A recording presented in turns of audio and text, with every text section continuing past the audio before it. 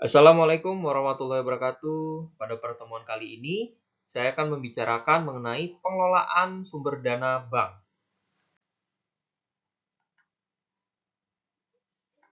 Definisi dari sumber dana bank itu sendiri merupakan aspek penting dalam operasional bank karena mempengaruhi likuiditas dan profitabilitas.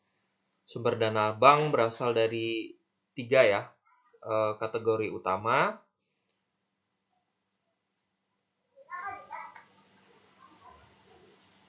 Ada dana sendiri, dana dari masyarakat, dan dana dari lembaga lainnya.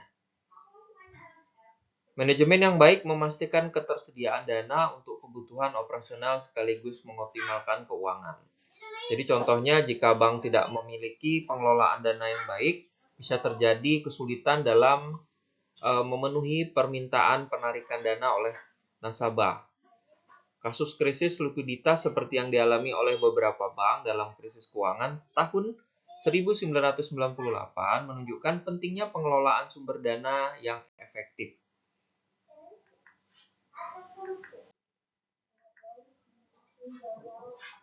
Sumber dana bank ada tiga tadi ya. Yang pertama dana sendiri, itu terdiri dari modal disetor, jadi dana yang berasal dari pemegang saham, kemudian cadangan, dana yang disisihkan dari keuntungan untuk menghadapi risiko di masa depan. Kemudian ada laba ditahan. Laba ditahan ini adalah keuntungan yang tidak dibagikan kepada pemegang saham dan digunakan kembali oleh bank. Kemudian ada dana dari masyarakat. Itu ada giro, itu simpanan yang dapat ditarik sewaktu-waktu. Kemudian ada tabungan, simpanan dengan pemanfaatan bunga yang lebih rendah dibanding deposito. Ada deposito berjangka, itu simpanan dengan jangka waktu tertentu yang memberikan suku bunga lebih tinggi. Kita masuk yang ketiga, itu ada dana dari lembaga lain. Ada pinjaman antar bank, dana yang dipinjam dari bank lain dalam jangka pendek. Kemudian surat utang itu adalah obligasi yang diterbitkan oleh bank untuk mendapat dana tambahan. Kemudian ada kredit dari Bank Indonesia. Itu adalah fasilitas pinjaman dari Bank Sentral untuk likuiditas.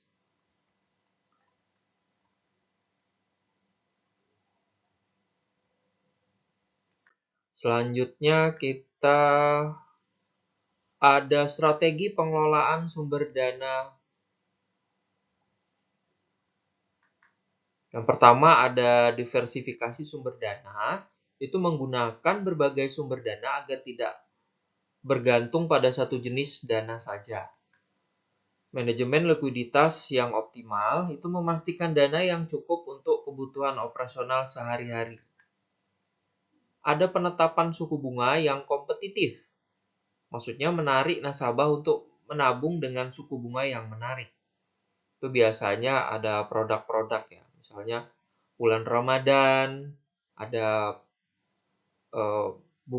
potongan bunga seperti itu. Kemudian yang keempat, ada pengelolaan risiko likuiditas, menghindari ketidakseimbangan antara aset dan liabilitas.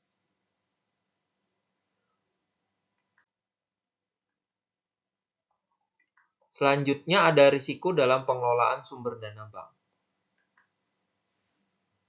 Risiko likuiditas itu ketidakmampuan memenuhi kewajiban jangka pendek.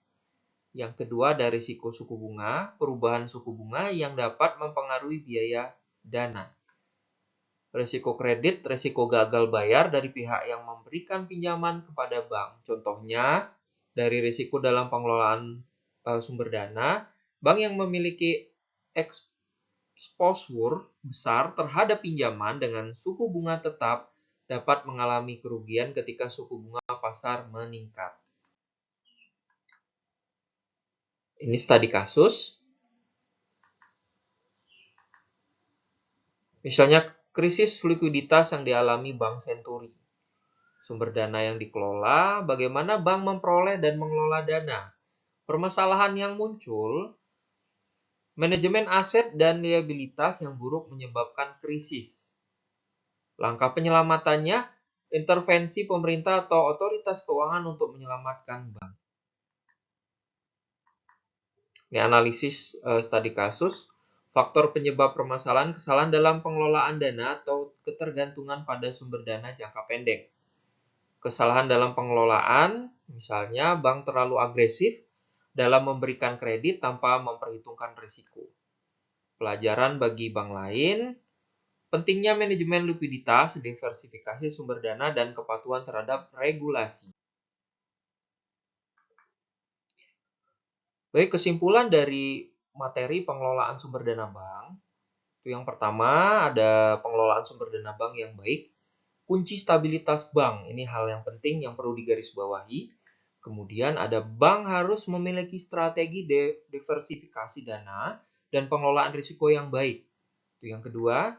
Dan kemudian selanjutnya studi kasus menunjukkan pentingnya manajemen likuiditas dan suku bunga yang efektif. Kemudian ada regulasi dan pengawasan yang ketat sangat penting untuk mencegah krisis perbankan. Baik, mungkin itu dulu yang bisa saya sampaikan. Mudah-mudahan apa yang saya sampaikan bermanfaat.